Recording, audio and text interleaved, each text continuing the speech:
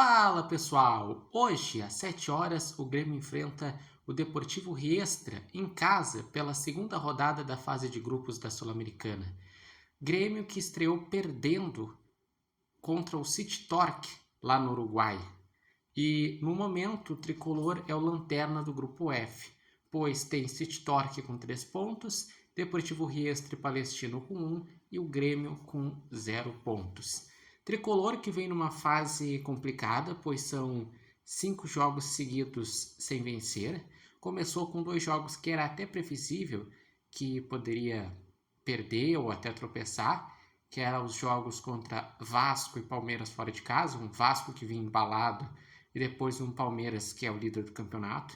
Só que depois começou a complicar em jogos que eram mais acessíveis. Por exemplo, primeiro contra o Remo em casa, que era para ganhar e empatou. Depois a estreia da Sul-Americana contra o Montevideo City Torque, que o Grêmio perdeu e jogou mal. E o Clássico Grenal realmente era mais difícil, porque é Clássico Grenal, era no Beira-Rio, mas a cobrança ficou pela questão que o Grêmio não jogou nada. Foi um jogo tecnicamente muito ruim das duas partes. Foi um 0-0 que diria que fazia tempo que não tinha um Clássico Grenal tão feio. E nesse jogo contra o Riestra, o Deportivo Riestra nessa temporada tem 15 jogos e só uma vitória. Tá 11 jogos sem vencer. É um time inexperiente do cenário internacional. É um time, o Deportivo Riestra, que é desconhecido na Argentina. Então o Grêmio tem que ganhar. O Grêmio de novo, assim como na primeira rodada, pode fazer preservações e rodar o elenco para tentar ter um controle de carga, já que tem uma sequência grande de jogos desde que começou o ano, pois são 3 meses de futebol e já teve 11 jogos no Gauchão, 11 jogos no Brasileirão e a estreia da Sul-Americana, ou seja, 23 jogos em 3 meses. E o Grêmio, ele tá bastante questionado, porque o torcedor não está muito confiante no trabalho do Luiz Castro, pois o time não repete uma escalação no meio de campo. É um time que defensivamente às vezes vai bem, às vezes vai mal. Ofensivamente às vezes vai bem, às vezes vai mal. É um time que eu chamo de cobertor curto, que quando vai bem na defesa vai mal no ataque. Quando vai bem em casa vai mal fora. Então falta ter um equilíbrio, falta engrenar, ter aquele algo a mais para poder ser um time competitivo. E o Grêmio vai preservar alguns jogadores, até porque no final de semana vai enfrentar o Cruzeiro, na 12ª rodada do Brasileirão. Vai enfrentar um Cruzeiro fora de casa, que sempre costuma ser um jogo complicado. E lembrando que o Cruzeiro é quem abre a zona de rebaixamento. Ou seja, seria importante o Grêmio pontuar, porque se o Grêmio perder, o Grêmio no momento ele tem 13 pontos e está em 11º. Só que se ele perder, ele vai subir a régua do rebaixamento, que daí o Cruzeiro chegaria a 13 pontos, o Corinthians já tem 11, então pode o Corinthians ficar na zona de rebaixamento, ou Vitória, ou enfim, tem um bolo gigantesco de times, porque do 7º colocado Curitiba, que tem 16, até o 15º Santos, que tem 13, são 3 pontos de diferença, e do 15º Santos para o Cruzeiro são 3, então tá bem embolado.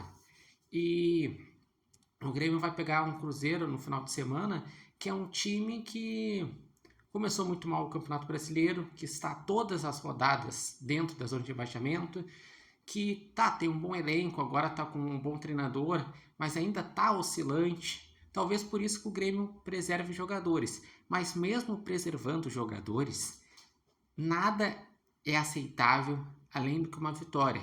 E mais do que isso, seria necessário uma vitória convencendo, fazendo um futebol que o torcedor saísse mais satisfeito da arena.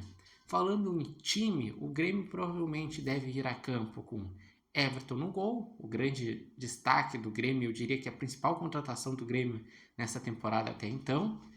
Na lateral direito, o Pavon, que vem sendo o titular dessa posição desde o Gauchão.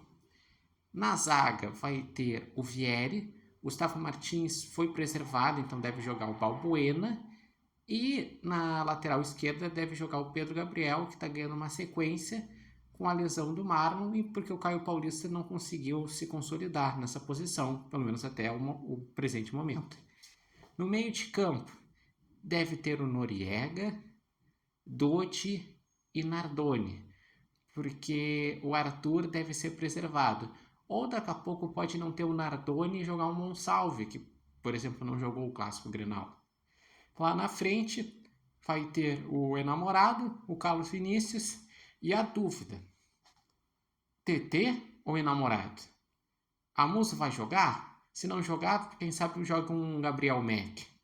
Enfim, qual a expectativa de vocês para o jogo de hoje às 19 horas entre Grêmio e Riestra? O que estão achando dessa fase do Grêmio? O que vocês acreditam que o Grêmio pode fazer para melhorar, para começar a ter resultados, ter aquela confiança para conseguir também evoluir nas atuações?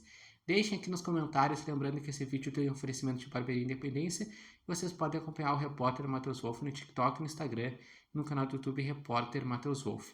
Eu, pelo menos, quando palpitei ontem, falei que vai ser 2-1 pro Grêmio, porque o Grêmio tá ruim. Porque se o Grêmio tivesse mais confiável, já chutaria uns 3-0, porque realmente eu não espero muita coisa do Deportivo Riestra.